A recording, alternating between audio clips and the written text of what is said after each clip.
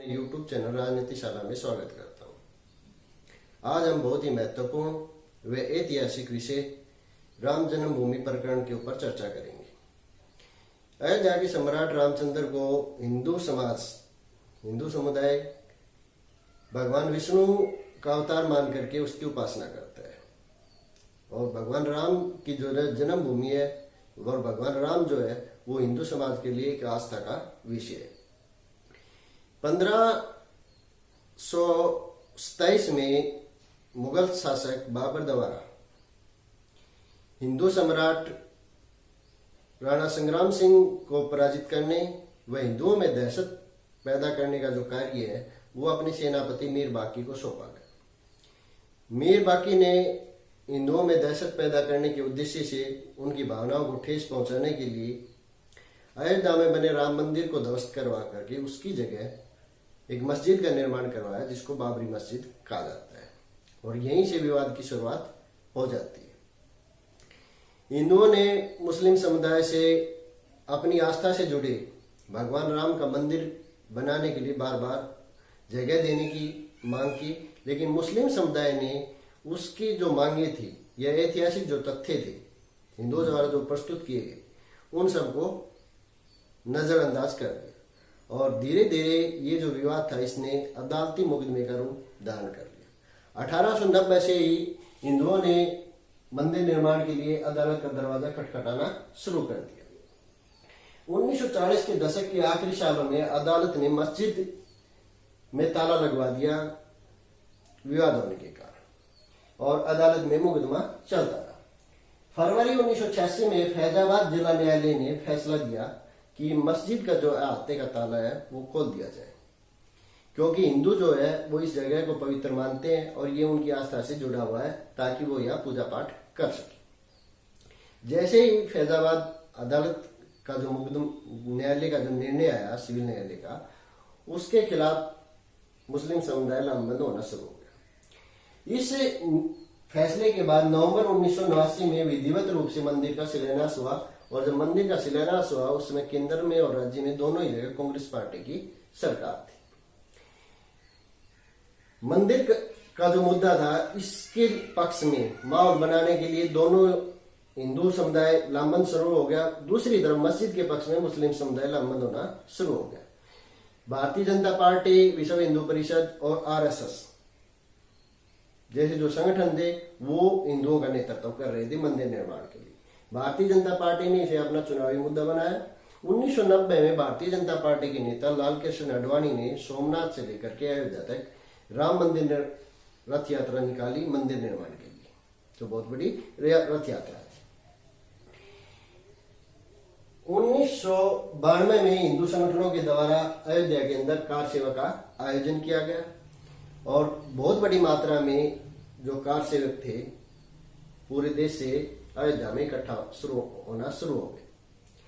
सर्वोच्च न्यायालय ने राज्य सरकार को मस्जिद की सुरक्षा करने का आदेश दिया और राज्य सरकार ने एक सर्वोच्च न्यायालय में हल्फनामा दे करके मस्जिद की जो सुरक्षा है उसका रक्षा करने का वादा किया।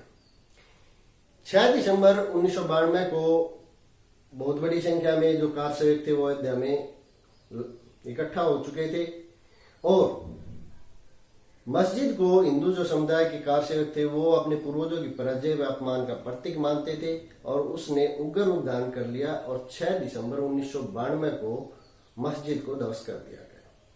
इसके परिणाम क्या निकले? इसके परिणाम ये निकले कि पूरे देश के अंदर हिंदू मुस्लिम जो सांप्रदायिक तनाव था उसने उग्र रूप धारण कर लिया। केंद्र सरकार ने राज्य सरकार को बर्खास्त कर दिया। इसके साथ ही अन्य राज्यों में जब भाजपा की सरकार थी उसको वहां भी उनको भी बर्खास्त करके राष्ट्रपति शासन लगा दिया गया। केंद्र सरकार ने मस्जिद जो ध्वस्त की गई उसकी जांच करने के लिए एक आयोग का गठन किया गया। विश्व हिंदू परिषद और आरएसएस जो हिंदू आंदोलन मस्जिद राम मंदिर आंदोलन के अगुवा बने हुए थे उनके ऊपर सरकार ने प्रतिबंध लगा दिया गया। सर्वोच्च न्यायालय ने के अंदर सरकार ने जो हल्फनामा दिया था उसके ऊपर सुनवाई शुरू हुई और अदालत में मुख्य न्यायाधीश ने टिप्पणी की, ये कहा कि बड़े दुख की बात है कि राजनीतिक दल के नेता व एक राज्य के मुख्यमंत्री को अदालत की अवमानना के अभियोग का सामना करना पड़ रहा है, लेकिन ऐसा कानून की महिमा को बनाए रखने के लिए जरूरी है। और उसने ये कहा कि हम राज्य के जो मुख्यमंत्री हैं उसको न्यायालय की अवमानना का दोषी करार देते हैं। वह ये भी कहा गया कि ये एक ऐसा मामला है जो देश के का जो जिसका असर जो है वो देश का कि धर्मनिरपेक्ष बुनियादी जो ढांचा है उसके ऊपर पड़ रहा है। इसलिए हम राज्य के जो मुख्यमंत्री हैं उसको 1 दिन का प्रतीकात्मक कारावास का दंड देते हैं। और जिन्हें प्रतीकात्मक रूप से कारावास का दंड दिया गया वो थे भारतीय जनता पार्टी के कल्याण सिंह, श्री कल्याण सिंह, जो उस समय उत्तर प्रदेश के मुख्यमंत्री थे। इसके बाद 1993 में केंद्र सरकार ने जो विवादित 2.7 एकड़ भूमि थी उसको अपने कब्जे में ले लिया, उसका अधिग्रहण कर लिया। उसके साथ ही उसके साथ लगती हुई 67 एकड़ भूमि का भी अधिग्रहण कर लिया। विवादित स्तर पर कब्जा प्राप्त करने के लिए सुन्नी वक्फ बोर्ड के द्वारा मुकदमा दायर किया गया और इसके साथ साथ जो अन्य पक्षकार थे उन्होंने भी अपना दावा सर्वोच्च न्यायालय में प्रस्तुत किया। 2002 में इलाहाबाद उच्च न्यायालय में सुनवाई शुरू हुई और ये सुनवाई चलती रही न्यायालय के अंदर। 30 सितंबर 2010 को इलाहाबाद उच्च न्यायालय ने अपना फैसला सुनाया। कब सुनाया? 30 सितंबर 2010 को। और 3 न्यायाधीशों की जो पीठ थी इसमें 2.1 के बहुमत से ये निर्णय दिया कि 2.77 एकड़ जो भूमि है उसको 3 हिस्सों में बांट दिया जाए। 1/3 हिस्सा 1/3 हिस्सा सुन्नी वक्फ बोर्ड को, 1/3 हिस्सा निर्मोही अखाड़ा को और 1/3 मंदिर निर्माण के लिए श्री रामलला जिसका प्रतिनिधित्व हिंदू महासभा कर रही थी उसको दे दिया जाए। लेकिन इस फैसले से तीनों ही पक्ष सहमत नहीं थे, तीनों ही पक्ष एग्री नहीं हुए और इस फैसले को सर्वोच्च न्यायालय में चुनौती दी गई। 9 मई 2011 को सुप्रीम कोर्ट द्वारा उच्च न्यायालय के आदेश के ऊपर रोक लगा दी गई और इसमें सुनवाई शुरू हो गई। इस दौरान सर्वोच्च न्यायालय ने भारतीय पुरातत्व विभाग से भी साक्ष्य मंगाए, मध्यस्थ द्वारा भी समस्या का समाधान, विवाद का समाधान करने का प्रयास किया, लेकिन नतीजा नहीं निकला। 6 अगस्त 2019 से मामले की सुनवाई जो है वो रोजाना होनी शुरू हुई, यानी कि प्रतिदिन सुनवाई शुरू हुई। अक्टूबर 2019 में ये सुनवाई पूरी हो गई और 9 नवंबर 2019 को सर्वोच्च न्यायालय ने अपना ऐतिहासिक फैसला सुनाया, फाइनल फैसला सुनाया और अपने फैसले में कहा कि 2.77 एकड़ जो भूमि है वो संपूर्ण भूमि मंदिर निर्माण के लिए रामलला को दे दी जाए, हिंदुओं को दे दी गई।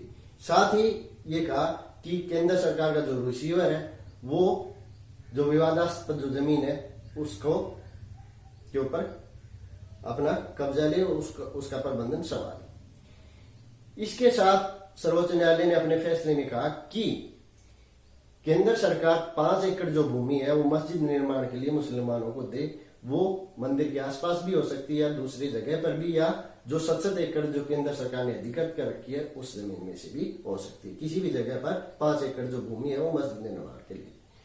दूसरी जो बात जो सर्वोच्च न्यायालय ने अपने फैसले में कही वो ये कही कि मंदिर निर्माण के लिए केंद्र सरकार 3 महीने में ट्रस्ट का निर्माण करे और निर्मोही अखाड़ा, हालांकि वो श्री राम का उपासक नहीं है लेकिन उसको ट्रस्ट के अंदर सदस्य बनाया जा सकता है।